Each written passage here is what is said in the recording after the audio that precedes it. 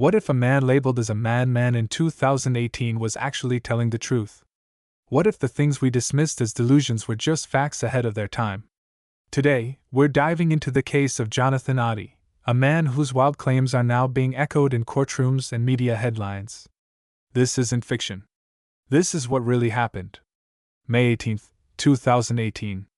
In the early hours of the morning, a man walked into the Trump National Doral Hotel in Miami, Florida. He was dressed in black, carried a Glock 17 pistol, and dragged behind him an American flag. His name was Jonathan Oddi. 42 years old at the time, physically fit, and, as would later be revealed, a former escort who moved in elite social circles. What happened next would place Oddi on national news. He fired multiple rounds into the ceiling of the hotel lobby, shattering chandeliers and damaging property.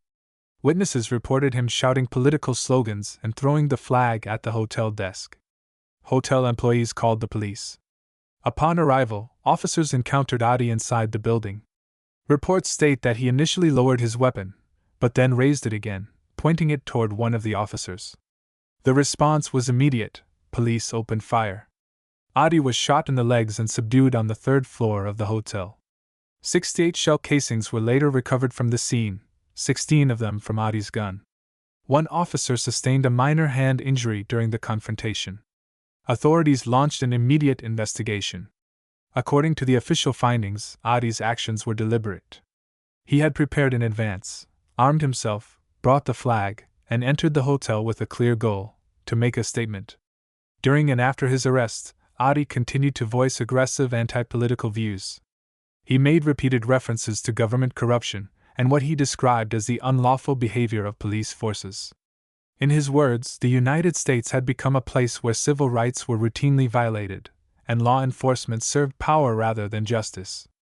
Oddi openly criticized former presidents, including Barack Obama. At one point, he allegedly shouted, "Obama is Osama," equating the former president with Osama bin Laden. He reportedly called for the death of law enforcement officers and claimed that political elites were working to dismantle the country from within. Psychological evaluations were conducted.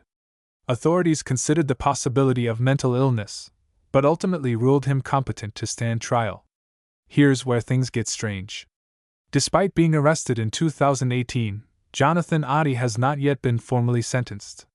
He remains incarcerated in what can best be described as a prolonged pretrial detention. Officially, he faces charges including attempted murder of police officers, armed burglary, and property destruction.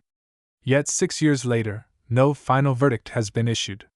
And now, in 2024, his name has resurfaced, in an entirely different context. In a recent high-profile legal case involving music industry mogul Sean Combs, also known as Diddy, the name Jonathan Oddi unexpectedly reemerged.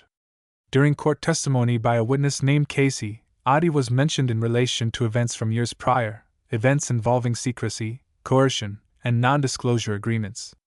According to Oddi's own statements, he had once been employed as a high-end escort. During that time, he claimed to have had multiple encounters with both Sean Combs and Casey. Oddi alleged that he was involved in a series of sexual events organized by the two, and that these encounters were not casual, but controlled, orchestrated, and carefully monitored. He stated that Combs would direct his actions, speak to him while on video calls, and that this happened not once, but approximately 15 times. Oddi further claimed that he was not simply a guest at these events, but a tool, a sex slave, in his own words. According to him, he had been exposed to illegal substances, including what he referred to as liquid cocaine, which he said was commonly consumed during these sessions and disguised in drink bottles. He recalled witnessing this behavior multiple times and identified a specific street name used to refer to the drug: Gigi. At the time, most of these allegations were dismissed as delusional. Media outlets labeled Oddi as unstable. But recent developments cast some of these statements in a different light. A non-disclosure agreement, NDA, signed by Sean Combs and Jonathan Oddi, which was long believed to be fictional, has now surfaced. The document was handed over to CNN by Oddi's former partner. It bears the signatures of Combs, his legal representatives, and Oddi himself, confirming that, at the very least, some form of private legal arrangement had indeed taken place. Oddi also alleged that prominent attorneys Mark Garagos and Ben Mycelas were involved in managing or covering up aspects of the relationship between him and Combs.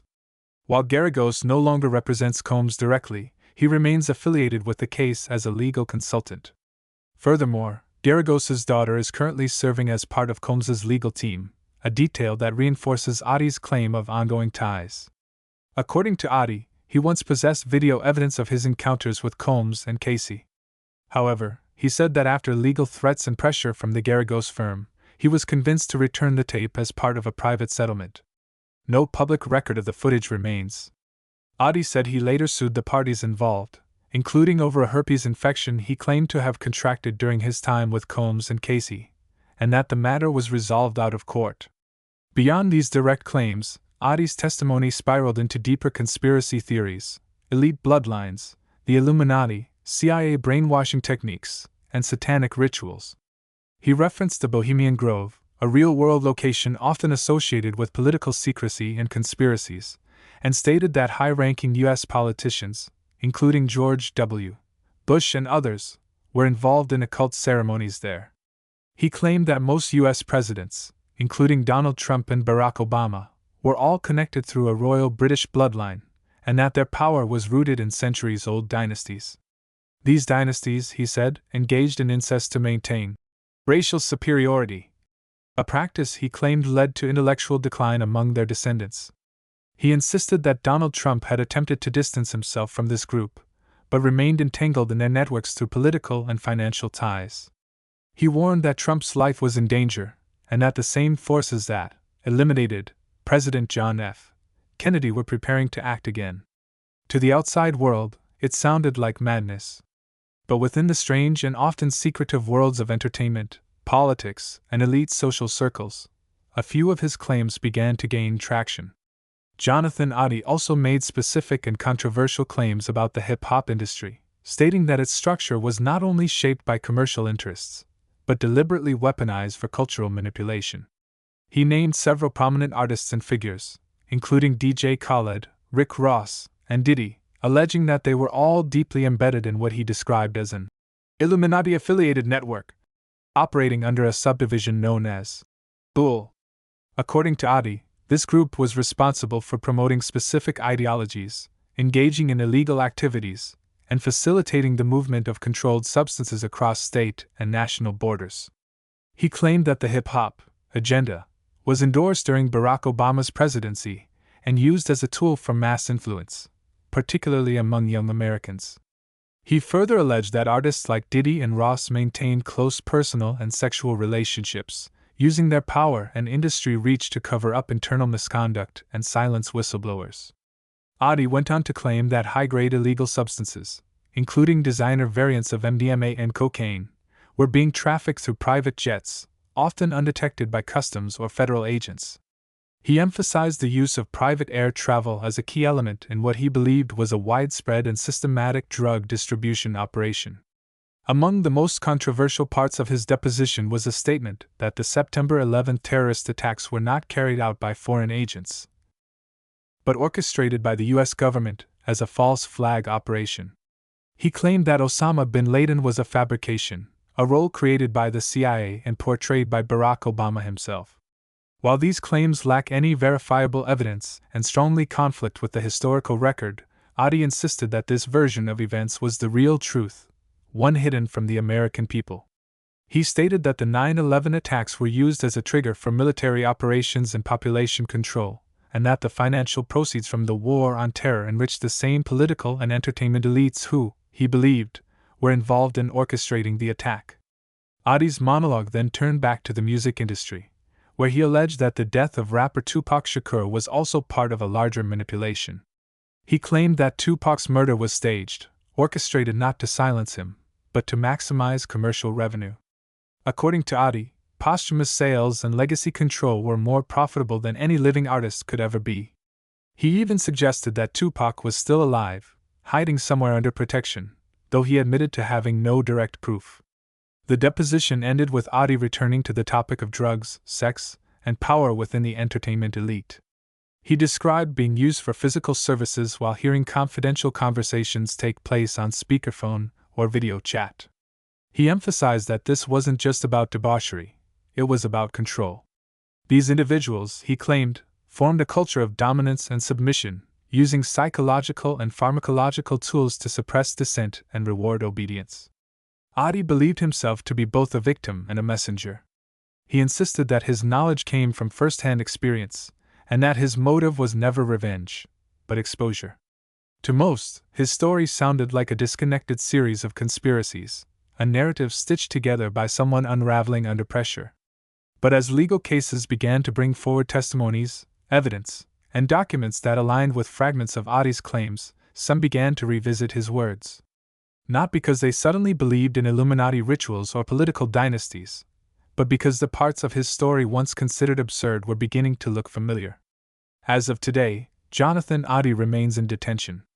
More than 6 years have passed since the 2018 hotel incident that brought him into public view. No formal sentence. No conclusive trial. Legally speaking, he exists in a kind of limbo, a man neither convicted nor released. But the broader context around him has shifted. The allegations involving Sean, Diddy, Combs have grown into a complex web of lawsuits, witness testimony, and media investigation. Multiple accusers have come forward with stories involving coercion, drug use, non-consensual encounters, and manipulation. Civil complaints, leaked communications, and video evidence are beginning to surface, lending new weight to claims that, not long ago, seemed implausible. Oddi's name was buried in police reports and court transcripts. But now, it's being highlighted again, not as a suspect, but as a potential whistleblower. And that leads to a broader question. What if our definition of crazy is sometimes just a defense mechanism, a way to ignore uncomfortable truths? Oddi's story is not neat. It's messy, erratic, full of contradictions, outlandish theories, and unverifiable claims. But sprinkled within are details that later aligned with real-world events. A signed NDA. The names of attorneys. The mention of drugs and methods that later appeared in formal testimonies. The connections to a man now at the center of a growing legal storm. To be clear, not everything Oddi said can, or should, be believed. His references to the Illuminati, bloodlines, presidential conspiracies, and 9/11 narratives are not supported by credible evidence and are rooted in widely debunked conspiracy frameworks. But it is equally important to recognize that false information can still be built around a kernel of truth. Jonathan Oddi is not a prophet. He is not a hero. He may not even be entirely stable. But he is, perhaps, a byproduct of a society where power operates in the shadows, and where those on the inside are rarely allowed to speak without consequence. His story forces a question: how much are we willing to ignore, simply because the messenger is imperfect? As investigations continue and the spotlight intensifies on elite figures in entertainment and politics, Oddi's early, chaotic, and controversial testimony may no longer be remembered as a footnote in a police report, but as a warning that was overlooked. End of report. Voice conclusion optional. This file is closed, but the case remains open,